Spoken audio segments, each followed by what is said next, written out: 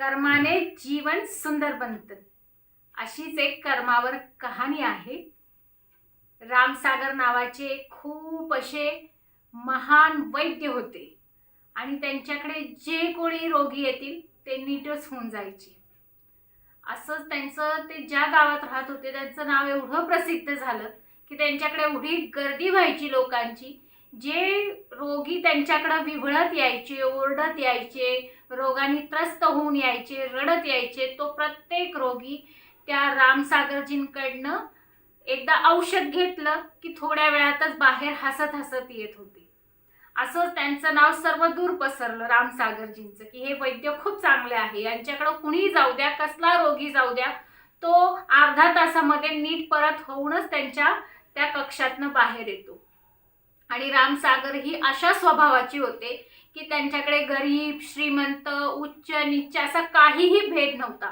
त्यांचं फक्त एकच काम होतं की माझ्याकडे जो रोगी येईल त्याला मला नीट करायचंय, हे त्यांचं कर्म होतं, रोजचं नित्य प्रतीचं, आणि ते त्याला आपली पूजा मानत होते।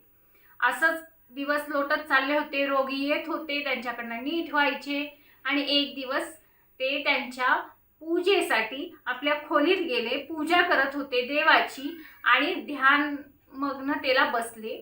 ध्यानस्थ बसले असताना, देवाचं ध्यान करत असताना त्यांच्याकडे एक रोगी आला आणि त्यांच्याकडे त्यांचा एक सेवक होता कुशल नावाचा, तोच त्यांचा सखा मित्र सगळं काही होता आणि तो त्यांचा सगळा जो दवाखाना होता सगळा तो सांभाळायचा।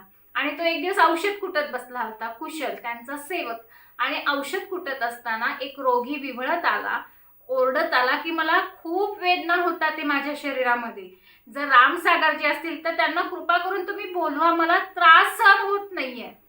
आणि त्यांच्या त्या कुशल नावाच्या सेवकाने सांगितलं तुम्हाला थोडा वेळ थांबावं लागेल, कारण रामसागरजी पूजा करतात आहेत, ध्यानमग्न आहेत, आता मी त्यांना बोलू शकत नाही। तो रोगी खूप ओरडत होता जोर जोरात, कारण त्याला खूप त्रास होत होता, असह्य वेदना होत होत्या। आणि जेव्हा हे रामसागरजींच्या कानावर गेलं, ते ध्यानमग्न येत असताना, तेव्हा ते तडक बाहेर आले आणि पहिल्यांदा त्यांनी आपली दृष्टी आपल्या सेवकाकडे कुशलकडे टाकली। नंतर त्या रोग्याला नीट केलं, त्याला औषध दिलं आणि त्याला सांगितलं फक्त थोड्या वेळ तुम्हाला इथे थांबावं लागेल, अर्धा तासाच्या आतच तुम्हाला बरं वाटेल। आणि त्यांनी त्या रोग्यावर औषध केलं, त्याला औषध दिलं, त्याला थोडा आराम वाटला आणि तो रोगी अर्धा तासातच नीट झाला आणि हसत हसत परत गेला।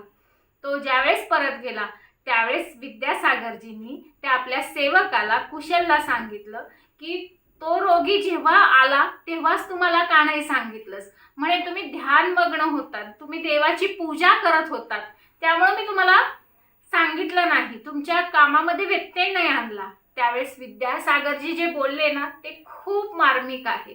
ते म्हणाले माझं काम, माझी पूजा म्हणजे ह्या रोग्यांची सेवा करणं, जर मी ह्या रोग्यांची सेवा करून जर देवाच्या ध्यानस्थ बसलो ना, हे देवालाही आवडलं नसतं।